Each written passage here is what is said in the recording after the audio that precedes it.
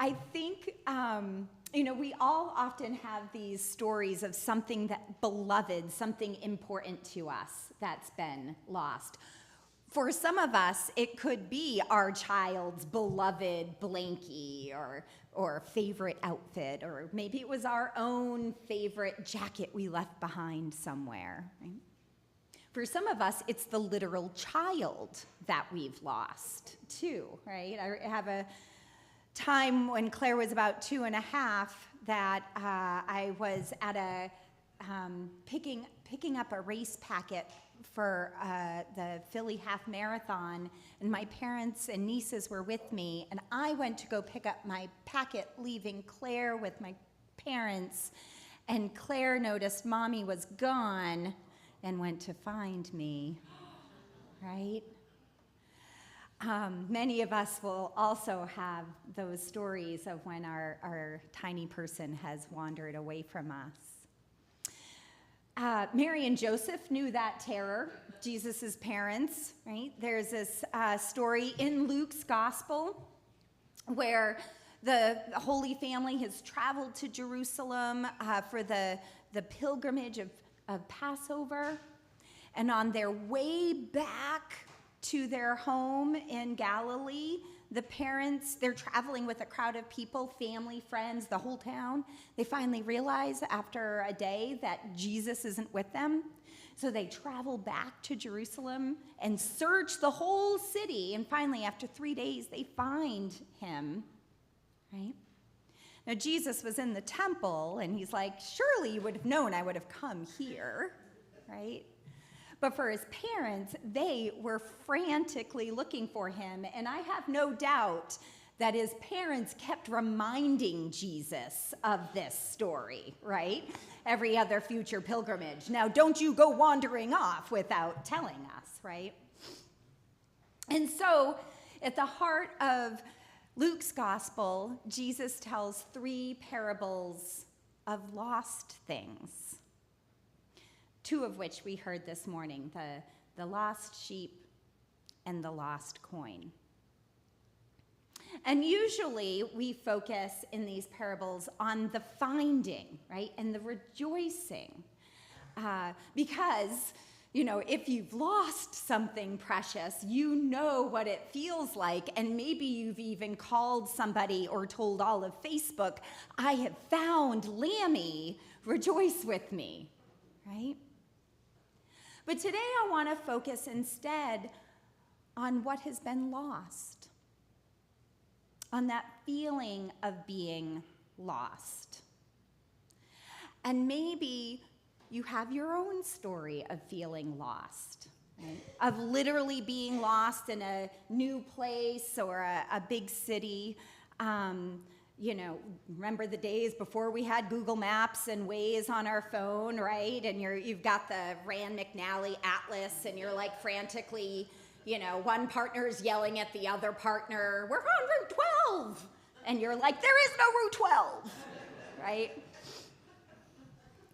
We have those stories too.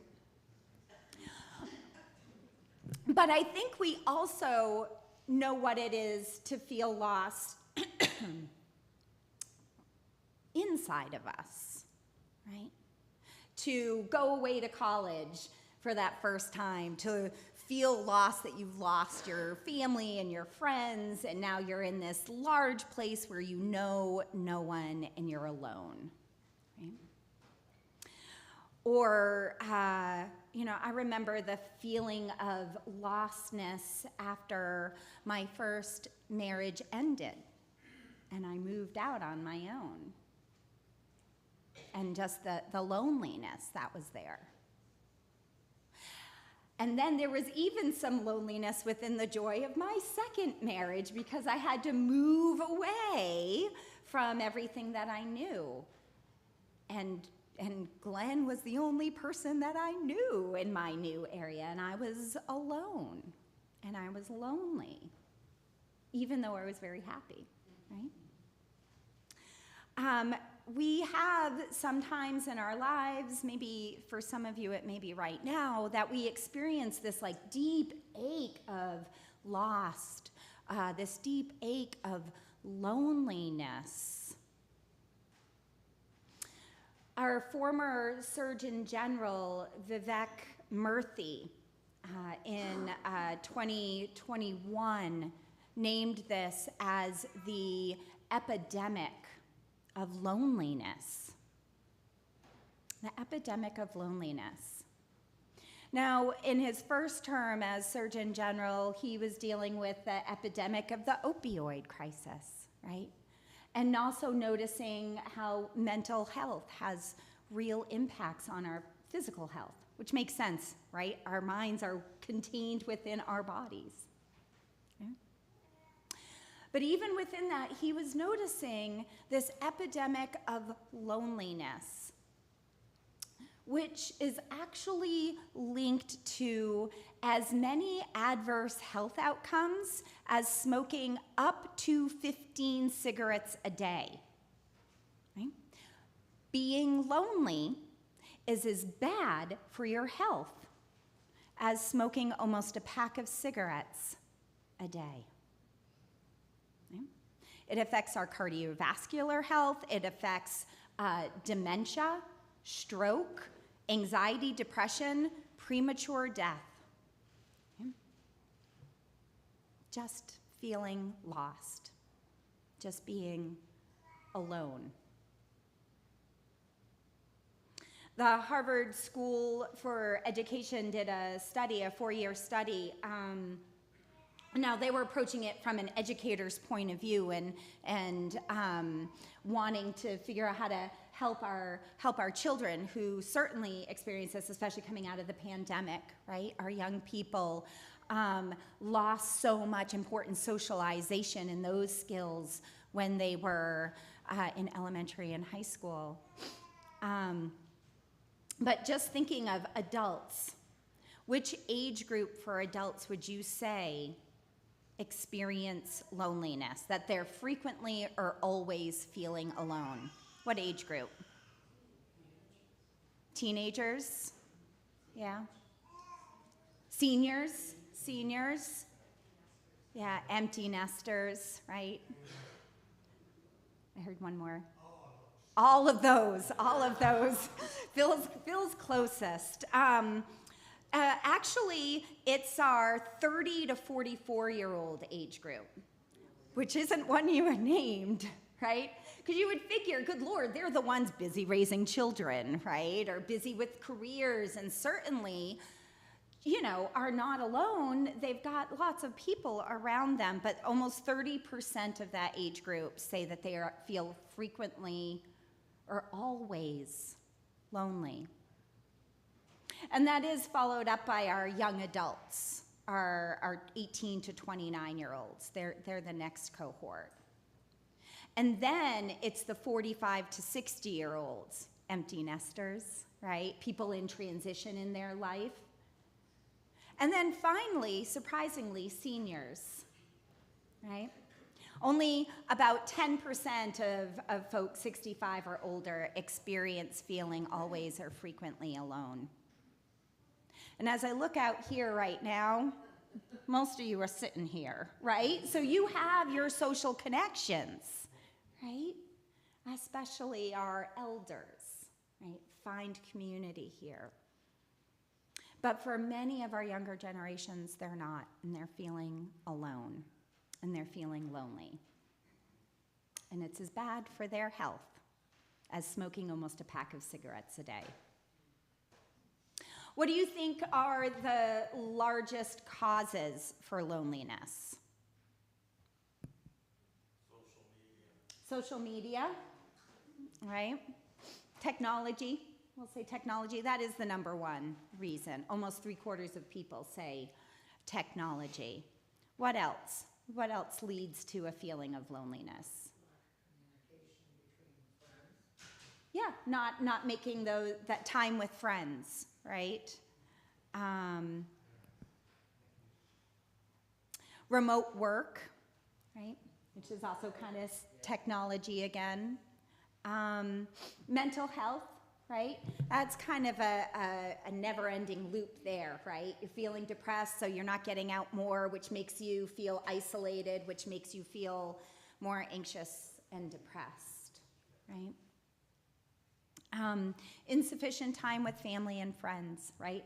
Because we're too busy, right? We're too busy.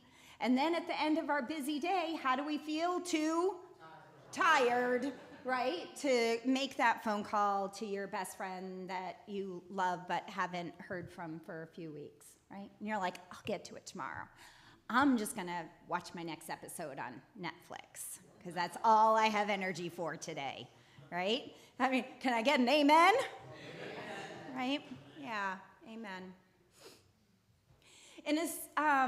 And also living in a society, our American society, that highly prizes the individual, of being an individual, right? Who pulls themselves up by their bootstraps? A community? Psh, me, right? It's mine to do. If I need self-care, that's me to take care of. If I'm having an issue, it's mine to deal with, right? Almost 60% of people report that living in our individual-focused society is what makes them feel less connected, right? And of course, what were Facebook and Instagram, and if you remember, was the MySpace we're supposed to do, right? Make us feel more connected.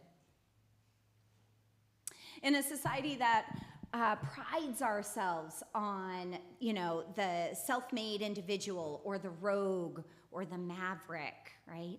In a society that prides itself on division and disconnection, on busyness, on being tired as a badge of honor, right? A society that focuses on money and achievement and more, right? What we need is not that. What we need is not technology to save us from our disconnection.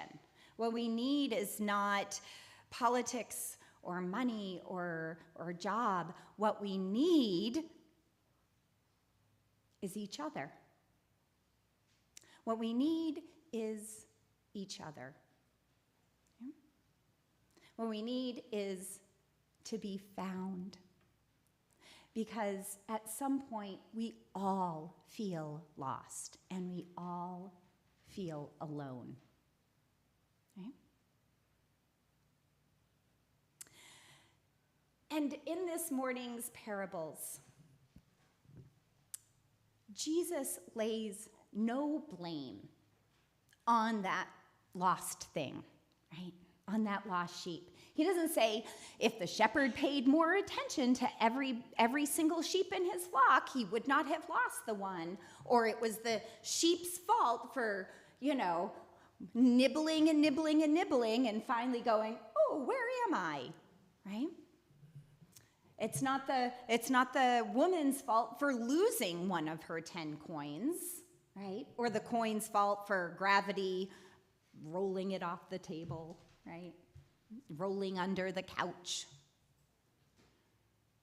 It's not anybody's fault, right? And often, though, with loneliness and feeling lost, we put it on ourselves, right? I should do more. I should go to church more because I know when I go, I feel good. But it's just nicer to lay in bed and nobody notices that I'm gone, right?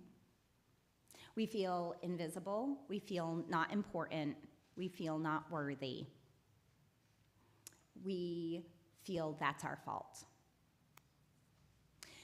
Jesus tells us this morning, it's nobody's fault. But what Jesus does tell us this morning in these parables is that when we notice something that's precious to us is gone, we have to search like hell till we find it. That we are to be like the sheep owner, that we are to be like the woman, right? Searching and searching, lighting lamps, looking for what's missing. And so as we sit here on the start of a new church program year, we're going to be rolling out lots of new activities now that you're back from the summer, right? And we'll do, Thursday morning cafe and men's breakfast, and we'll do some holy hikes. We'll have the giving train. We'll be doing Sunday morning forums. We're going to try something new this year and have a potluck theme every month, right? So that we can all come together again, right? But what I want you to really be doing is looking around. Okay? Who are your people here that you used to sit with at coffee hour, or that you used to, participate in some church group long ago, or that your kids used to do Sunday school together, but they haven't been here in a while? Okay? Maybe it's a couple of weeks, maybe it's a couple of years. Okay? What Jesus tells us is that we are supposed to have the heart of God, and the heart of God searches for every lost one among us, which is a great feeling when we're the one feeling lost. Right? But sometimes we're in the role of finder. This morning, you all are in the role of finder. So I charge you with this over these next months, right? Invite somebody to join you. Reach out to somebody else at church that you haven't seen for a while, or just somebody you'd like to get to know better. Right? Give them a call, send them a text. If you need a directory, call Jen in the office or email her. She can mail you one or email you one, okay? But we are all to have the heart of God. And the great news is, right, when you find that lost one, God throws us a party. We throw us a party. We say, "Rejoice with me, for I have found what is lost." And there is great rejoicing in heaven.